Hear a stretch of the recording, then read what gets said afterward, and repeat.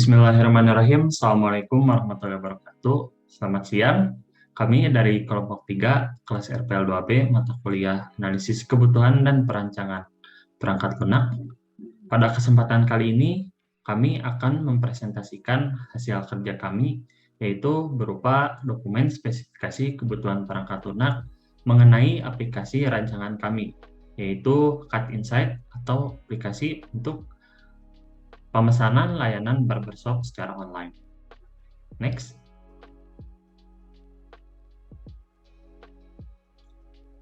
Kami, kelompok 3, kelas RPL 2B, terdiri dari yang pertama, Fikri Habib Ramadan, lalu ada saya sendiri, Riani Firman Pratama, dan ada Fernando Bayu.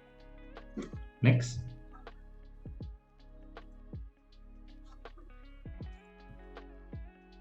Jadi dokumen ini berisi spesifikasi kebutuhan perangkat lunak atau software requirement specification.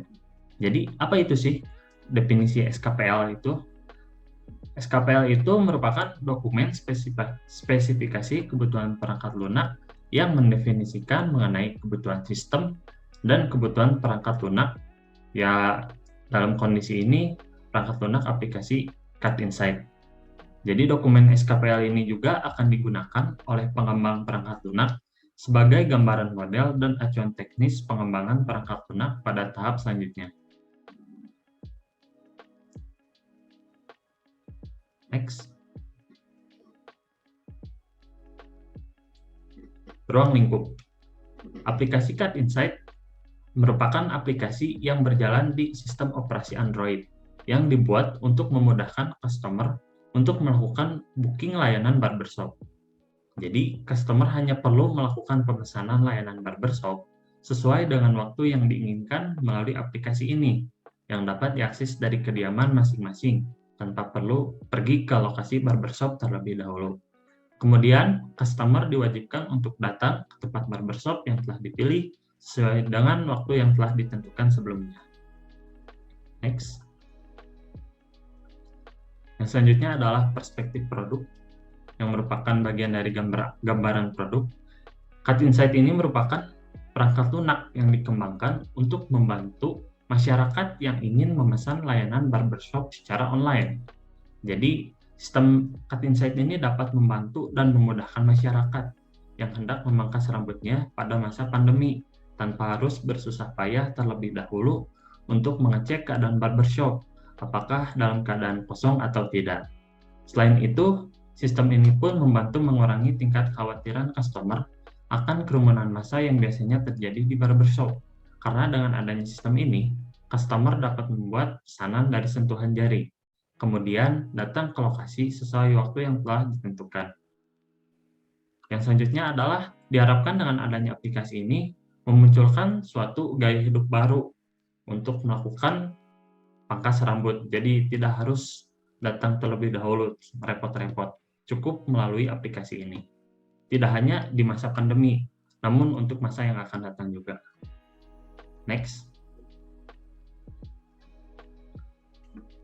Nah, bagian ini adalah fungsi produk yang terdapat dalam aplikasi Cut Insight. Antara lain di sini ada ID fungsi dan juga deskripsi fungsi perangkat lunak tersebut. Contohnya adalah SKPL .c.k.001 adalah fungsi sign up, dan juga fungsi-fungsi yang lainnya seperti fungsi sign in, fungsi edit profile, fungsi logout, search barbershop, memilih barbershop, memilih jam layanan barbershop, dan lain-lain. Jadi, apa itu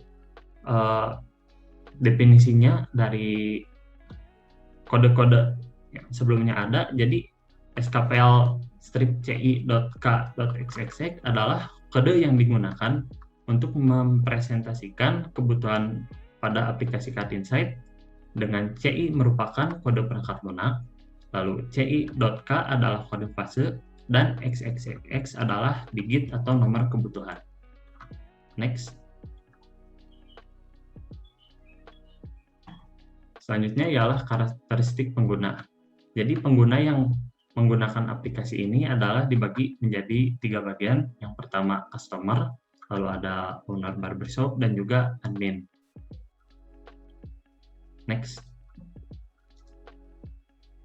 Nah, yang pertama adalah customer. Jadi customer ini bertugas sebagai individu yang melakukan pemesanan barbershop sesuai melalui aplikasi Cut Insight. Jadi di sini ada hak akses ke aplikasinya yang ditentukan oleh role customer. Next. Lalu ini ada hak akses yang dimiliki oleh owner barbershop, yaitu sebagai pemilik dan pengelola dari suatu barbershop. Next. Dan ini ada role admin yang bertugas sebagai pengelola sistem aplikasi Cut Insight. Next. Lalu ada batasan-batasan yang digunakan dalam pengembangan perangkat lunak Cut Insight. Yang pertama adalah perangkat aplikasi ini dirancang hanya untuk perangkat yang berbasis sistem Android. Lalu cakupan aplikasi ini meliputi barbershop yang hanya berada di kawasan Kecamatan Antapani, Kota Bandung. Selanjutnya adalah membutuhkan nomor HP untuk mendaftar ke aplikasi Cut Insight. Lalu satu nomor handphone hanya dapat digunakan oleh satu akun. Lalu pembayaran yang tersedia di aplikasi ini adalah melalui pembayaran digital, jadi tidak berlaku cash. Dan yang terakhir, user tidak bisa melakukan pemesanan apabila terdapat pesanan sebelumnya yang belum selesai. Next. Penjelasan selanjutnya akan dijelaskan oleh rekan saya. Baik, selanjutnya adalah kebutuhan sistem. Lalu kebutuhan fungsional. Dalam aplikasi ini terdapat beberapa kebutuhan fungsional, antara lain sistem dapat menyimpan semua rincian data pemesanan customer, lalu sistem dapat membuat laporan pemesanan pada periode waktu tertentu, dan sistem dapat menampilkan waktu pemesanan barbershop yang kosong secara real time, dan yang lain-lain. Next. Lalu kebutuhan performa. Ada 3 kebutuhan performa. Yang pertama, aplikasi bisa tetap berjalan meskipun diakses lebih dari 100 pengguna secara bersamaan. Yang kedua, aplikasi bisa digunakan oleh multi-user sesuai dengan otoritas yang diberikan kepada user. Dan yang terakhir, waktu tanggap penyajian informasi maksimal selama 30 detik. Lalu ini ada beberapa detail sistem. Yang pertama, tampilan grafik user interface, itu dengan scroller dan resolusi secara horizontal atau vertikal. Lalu operasi sistem, yaitu Android dengan versi minimum Marshmallow versi 6. Dan yang ketiga, keamanan sistem. Keamanan sistem ini dibagi menjadi 4. Yang pertama, keamanan dan privasi identitas diri. Yang kedua, batasan akses sistem sesuai role. Yang ketiga, adanya prosedur login menggunakan kata sandi. Dan yang terakhir, keamanan pembayaran. Next. Lalu masuk ke kebutuhan spesifik.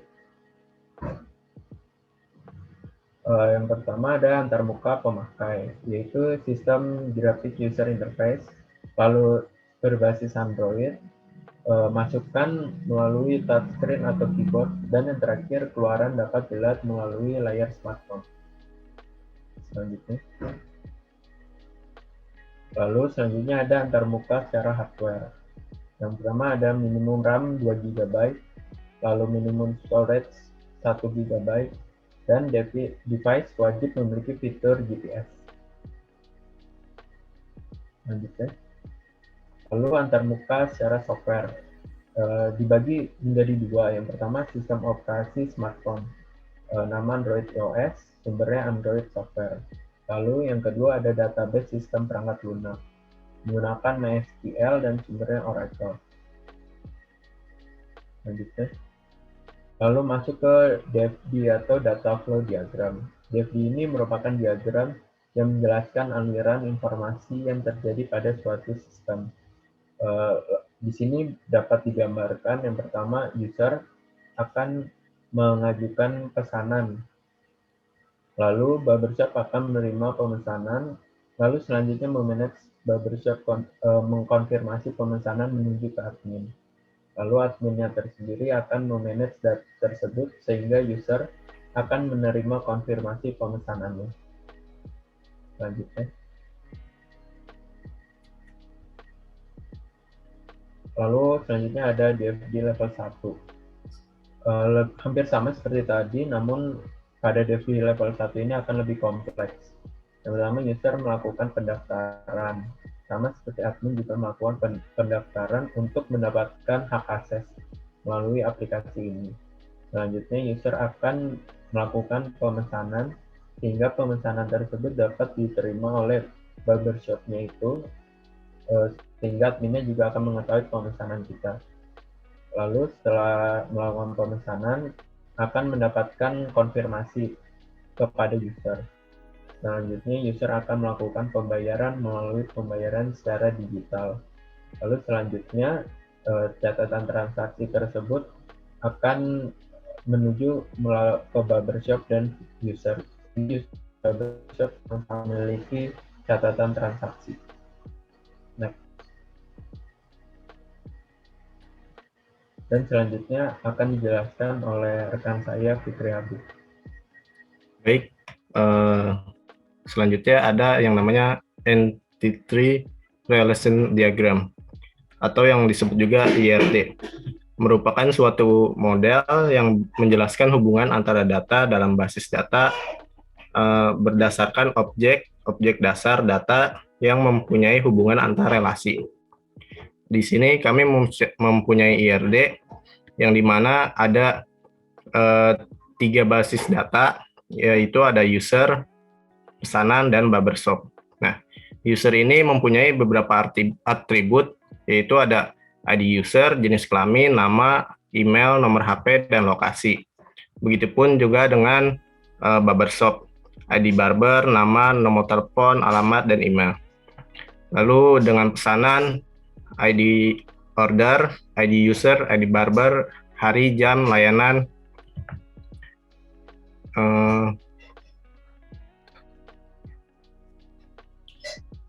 Nah, user akan memilih barbershop dan akan menjadi sebuah pesanan. Nah, nanti si barbershop ini akan melihat detail dari pesannya tersebut.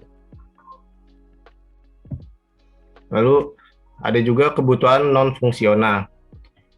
Di sini ada beberapa non fungsional, yaitu requirement-nya 24 jam sehari dan 7 hari seminggu.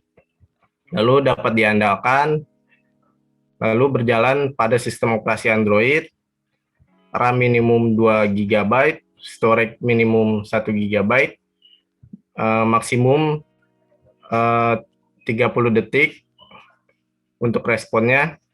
Lalu payment-nya bisa digunakan dengan digital payment, lalu bahasanya bisa berbahasa Indonesia. Dan selanjutnya ada verifikasi. Di sini kita mempunyai beberapa verifikasi untuk aplikasi kami. Yang pertama, apakah sistem menyediakan fungsi yang dibutuhkan user? Yang kedua, apakah terdapat penggunaan kata mungkin, seharusnya, seringkali, atau kata lainnya yang tidak mempunyai ukuran pasti. Terus yang ketiga, apakah sudah menggunakan struktur standar bahasa yang baku. Lalu yang keempat, apakah semua referensi didefinisikan sepenuhnya. Kelima, apakah semua pengertian yang tidak umum didefinisikan. Keenam, apakah setiap atribut didefinisikan sekali saja. Ketujuh, apakah setiap metode definisikan sekali saja. Kedelapan, apakah semua kuantitas spesifikasi dalam pengertian yang dapat diukur. Lalu kesembilan, apakah struktur SKPL sesuai dengan struktur model analisis. Lalu 10, sudahkah semua struktur yang berulang dihilangkan. 11, apakah setiap kebutuhan memiliki penomoran yang unik. Nah, ini ada referensi, kita mengambil referensi dari beberapa. Baik, sekian presentasi kami tentang rancangan aplikasi presentasi kami, yaitu Cut Insight. Kurang lebih hanya mohon maaf. Wassalamualaikum warahmatullahi wabarakatuh.